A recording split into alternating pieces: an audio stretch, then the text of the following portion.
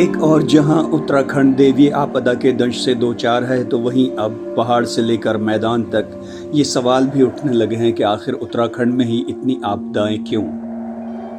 इसको लेकर बीजेपी की धामी सरकार पर अब सवाल उठने लगे हैं। सिर्फ इतना ही नहीं, जनपद ऊधम सिंह नगर में विपक्ष के बड़े कुनबे के लोगों ने प्रदेश सरकार को कटघरे में खड़ा करते हुए बड़ा आरोप लगाया है। उन्होंने कहा है कि ट्रिपल इंजन की सरकार प्रदेश को चलाने में न केवल पूरी तरह से फेलियर साबित हो रही है, बल्कि देवभूमि के भूगोलीय स्थिति का भी नाश कर रही है।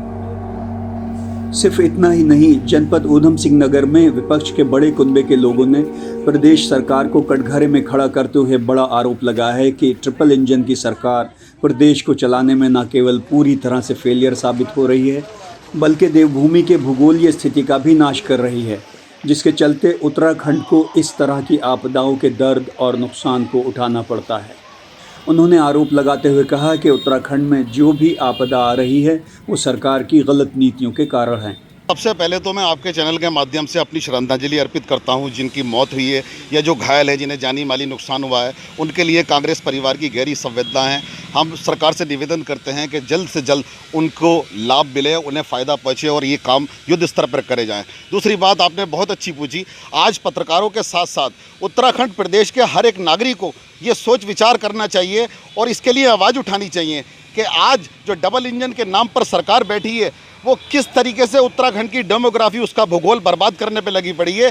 आज आप देखेंगे पूरे प्रदेश के अंदर, खास करके हरिद्वार और ऊधम सिंह नगर ज़िले में किस प्रकार से खनन माफियाओं का राज है, किस प्रकार से सरकार से मिलीभगत करके नदी और नाले और बड़ी बड़ी नदियाँ खाली करी जा रही हैं, किस प्रकार से लकड़ी के जो लोग चुराने वाले हैं, जो लकड़ी चोर हैं, उनको सरकार की शय पे। अभी आपने देखा होगा रामनगर में एक मदन जोशी बीजेपी का कार्यकर्ता है, उन्होंने लगातार उसका पीछा किया, जो गाड़ी लकड़ी चोरी करके जा रहे थे। उसके बाद भी उनका ये कहना था मदन जोशी जी का कि कोई कार्रवाई नहीं है, ये लोग पुष्पा राज हैं और इनका कुछ नहीं होता, सरकार से मिलीभगत है। देखिए, जिस तरीके से उत्तराखंड में पिछले हम कुछ सालों में देख रहे हैं जो आपदाएं आ रही हैं, वो सीधे तौर पर ऐसा लगता है कि सरकार की गलत नीतियों के कारण उन आपदाओं को आमंत्रित किया जा रहा है।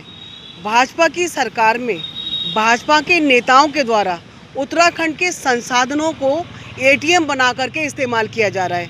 उत्तराखंड के संसाधनों का दोहन किया जा रहा है, उनका मिसयूज़ किया जा रहा है और सीधा तौर पे उत्तराखंड के संसाधनों को, चाहे उसमें खनिज हो, चाहे उसमें जो भी वन संपदा हो, उसको मिसयूज़ करके केवल सरकार अपनी जेब भरने का काम कर रही है। उसे उत्तराखंड की जनता से और उत्तराखंड की जनता की सुरक्षा से कोई लेना देना नहीं है। प्रमाण आपके सामने है। जिस तरीके से आपने देखा थराली के अंदर जो आपदा आई है, उसको अब आम व्यक्ति भी जान गया है कि वो दैवीय आपदा नहीं है। वहीं इस दौरान काशीपुर कांग्रेस महानगर जिला अध्यक्ष मुशर्रफ हुसैन ने भारी बारिश और बादल फाड़ तबाही पर प्रदेश की बीजेपी सरकार पर तीखा हमला बोलते हुए कहा कि सरकारी सिस्टम धराली में कराह रहे लोगों को बचाने में फेलियर बना तमाशा देख रहा है। कांग्रेस के प्रदेश सचिव मंसूर मंसूरी ने धराली के दुख पर अपनी गहरी संवेदना व्यक्त करते हुए कहा कि बीजेपी को चाहिए इससे सबक ले और जो धामी सरकार के कारिंदे प्रदेश को खुर्द-बुर्द करने में लगे हैं, उस पर तीव्रता से रोक लगाई जाए, जिससे उत्तराखंड के लोगों को इस तरह के दंश से बचाया जा सके। मैं ये आपको बताना चाहता हूँ, जब जब कांग्रेस पार्टी की सरकार यहाँ रही है उत्तराखंड प्रदेश के अंदर, तो कांग्रेस पार्टी ने पहले से सुरक्षा व्यवस्था जनता के लिए समुचित कर रखी थी।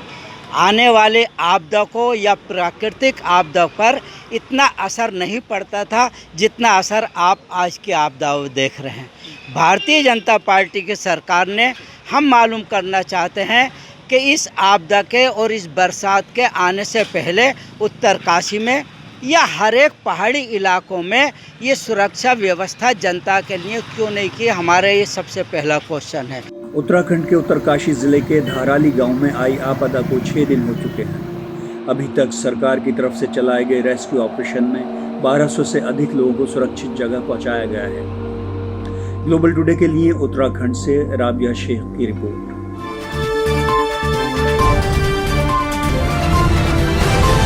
ग्लोबल टुडे, खबर जो करे असर।